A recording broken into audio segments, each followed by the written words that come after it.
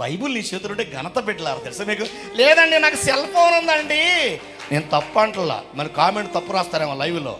నేను ఏమంటానండి బిడ్డల్ని, cell phone ఎప్పుడు నీకు వేరే విషయాల్లో, బైబుల్ దగ్గరకు వచ్చే చూస్తున్నామండి. కానీ చెప్పండి, తొందరగా చెప్పండి, ఎక్కడుంది ఇరిమియా గ్రంథం? నీకాడ మా కాళ్ళు లేవు ల్యాప్టాప్లు, గొప్ప ఉండే అవతల వద్దు. దాంట్లో పాపం ఉంటుంది, చెడు ఉంటుంది, మంచి ఉంటుంది. అది ఎందుకు?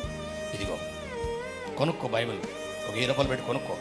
మంచిగా విధింపబడిన తీర్పు వారి మీద నడుపుటకు వారి చేతిలో 2 అంచులు గల ఖడ్గం ఉన్నది. ఏముందండి? ఏముందండి? ఎంత చక్కగా ఉంది ఈ గ్రంథం, ఏమంటే ఎంత బాగుంది ఈ గ్రంథం కదా. 2 అంచుల ఖడ్గం. ఆయన భక్తులకి ఇది ఘనత. ఏమన్నాడంటే ఘనత. ఇది ఉండాలి ఎక్కడికి వెళ్ళినా. ఆమె కొంతమందికి చర్చికి వస్తారు కానీ బైబిల్ పట్టుకోకుండా సిగ్గు ఎక్కువ. అబ్బా, చేతిలో బ్యాంది చేసే మోసినప్పుడు సిగ్గులేదు, బీరు చేసే మోసినప్పుడు సిగ్గులేదు, ఏమండి దొంగతనంగా వాళ్ళ చేలో పడి గోంగార కోసుకున్నప్పుడు సిగ్గులేదు, వాళ్ళ దోసకాయలు కోసుకున్నప్పుడు సిగ్గులేదు, ఆ షాపులో మోసం చేసిన సిగ్గులేదు, చీరలు కొంటాను పోయి మొత్తం బొడ్లో పెట్టేసినప్పుడు సిగ్గులేదు. ఇప్పుడు బైబిల్ పడ్డా ఇంక సిగ్గా. ఆమె కదా చిన్నచర్ల సిగ్గెందుకు మనకి? అవసరం లేదు. మన తండ్రి love letter, I love you అని ఇచ్చాడు.